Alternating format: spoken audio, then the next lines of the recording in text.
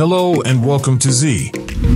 In this episode, we are traveling to Austin, Texas. Stay tuned. Don't forget to subscribe and click the bell icon. Let's feel the beauty of Texas together.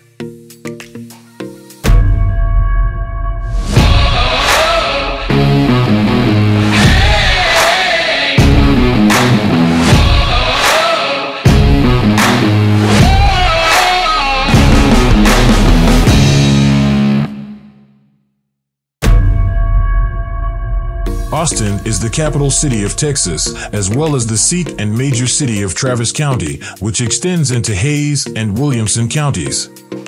It is the 11th most populated city in the United States, the 4th most populous city in Texas, the 2nd most populous state capital city, and the most populous state capital that is not also the most populous city in its state.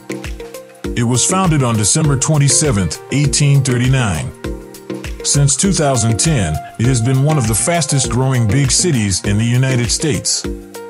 Downtown Austin and downtown San Antonio are about 80 miles, 129 kilometers apart and are both located along the Interstate 35 corridor. Some experts anticipate the two regions may eventually merge to form a new metroplex similar to Dallas and Fort Worth.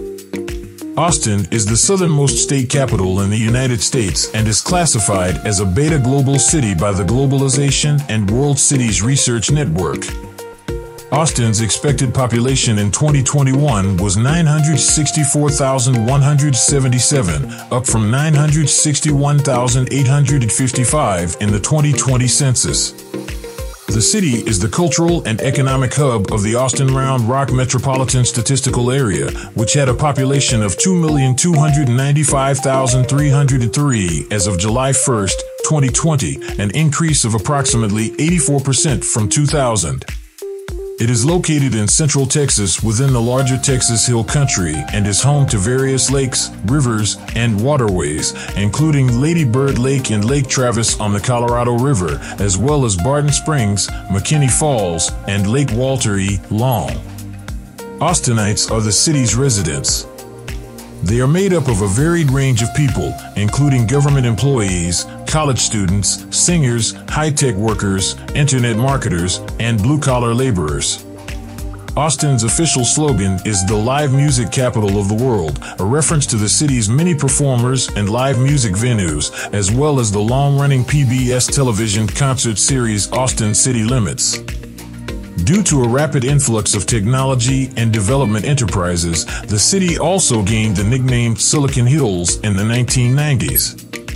In recent years, several Austinites have adopted the unofficial slogan Keep Austin Weird, which refers to the desire to prevent huge companies from taking over tiny, unique, and local businesses. Because of the beautiful glow of light across the hills immediately after sunset, Austin has been known as the City of the Violet Crown since the late 19th century. Austin founded and continues to host South by Southwest, abbreviated South by Southwest and informally referred to as South by, an annual aggregation of concurrent film, interactive media, and music festivals and conferences held in mid-March. Since the 1990s, Austin has grown from a strong economic focus on government and education to becoming a center for technology and industry. Austin's technological roots may be traced back to the 1960s, when Tracer, now BAE Systems, a major defense electronics contractor, established itself in the city in 1962. In 1967, IBM opened a plant to manufacture its Selectric typewriters.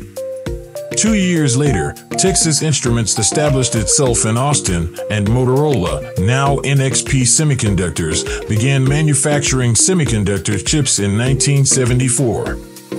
As of 2022, BAE Systems, IBM, and NXP Semiconductors still retain campuses and manufacturing activities in Austin. 3M, Advanced Micro Devices, AMD, Amazon, Apple, Facebook, Meta, Google, IBM, Intel, NXP Semiconductors, Oracle, Tesla, Texas Instruments, and Whole Foods Market are among the Fortune 500 firms with headquarters or regional offices in Austin. Dell's global headquarters are in the nearby suburb of Round Rock. In terms of education, Austin is home to the University of Texas at Austin, one of the major universities in the United States, with over 50,000 students. Austin FC, the city's first and presently only major professional sports league, moved to the city in 2021.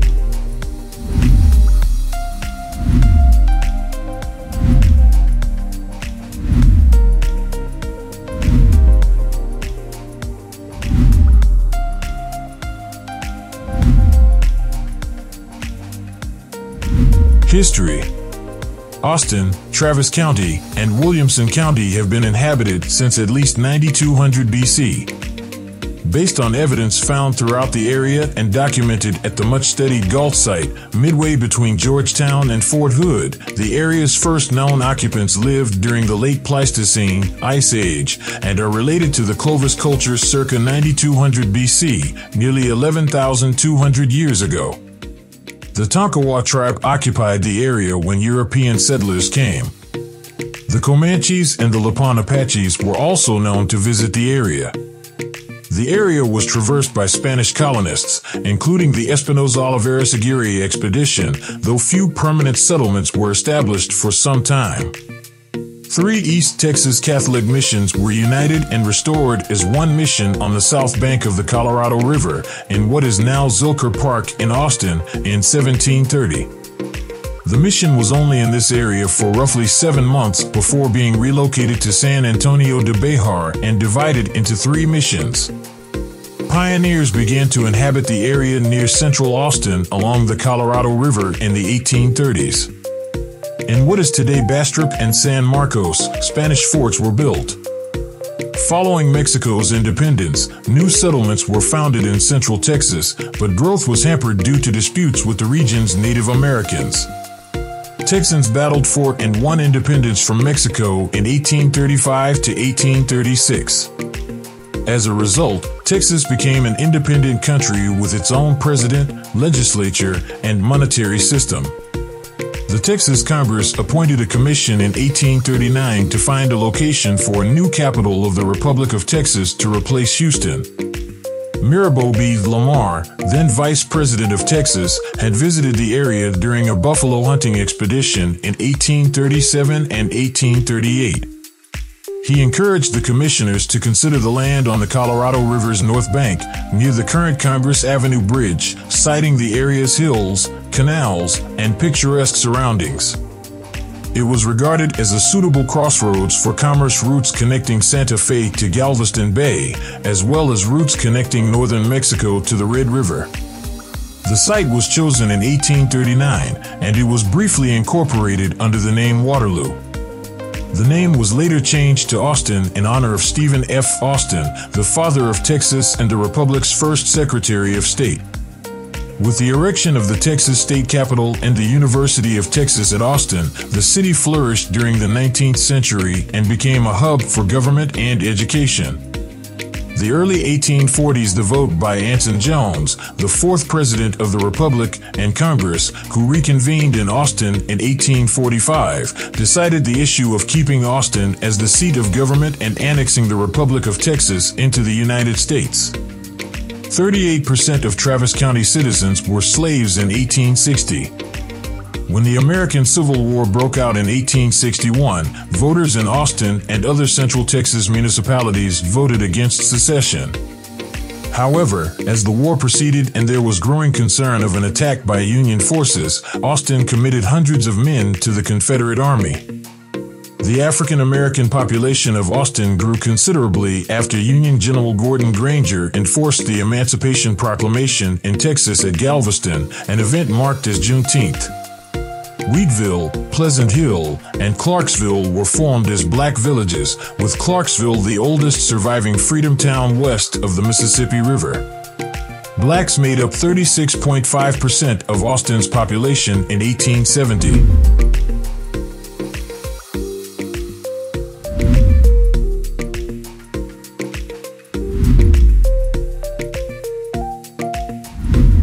Lakes. These initiatives were made possible in large part because the Public Works Administration provided more funds for municipal construction projects in Austin than in other Texas cities.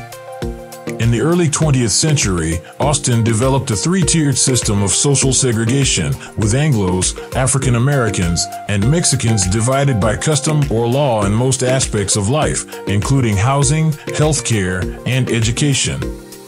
Many municipal improvement programs started during this time period, such as the construction of new roads, schools, and hospitals, were purposefully planned to institutionalize this segregated system. Residential segregation was also influenced by deed restrictions. Most home deeds after 1935 prevented African Americans and occasionally other non-white groups from using land. Racial segregation increased in Austin throughout the first part of the 20th century when it was combined with a system of separated public services, with African Americans and Mexicans enduring significant levels of discrimination and social marginalization. The demolished granite barrier on the Colorado River was finally replaced in 1940 by a hollow concrete dam that formed Lake McDonald, now known as Lake Austin, and has weathered all floods since. In addition, the LCRA constructed the considerably bigger Mansfield Dam upstream of Austin to produce Lake Travis, a flood control reservoir. The Texas oil boom took root in the early 20th century, offering huge economic prospects in southeast Texas and North Texas. The boom's growth essentially passed Austin by it initially, with the city falling from 4th to 10th largest in Texas between 1880 and 1920. Austin's steady expansion resumed after a significant halt in economic growth caused by the Great Depression. After the mid-20th century, Austin established itself as one of Texas' major metropolitan areas. Austin's population was 14.5% Hispanic, 11.9% Black, and 73.4% non-Hispanic white in 1970, according to the United States Census Bureau. Austin evolved as a major high-tech center for semiconductors and software in the late 20th century. The University of Texas in Austin rose to prominence. Austin's national music culture exploded in the 1970s thanks to homegrown performers like Willie Nelson, Asleep at the Wheel, and Stevie Ray Vaughan, as well as legendary concert venues like the Armadillo World Headquarters. The long-running television show Austin City Limits, the Austin City Limits Festival, and the South by Southwest Music Festival all helped to cement the city's role in the music industry.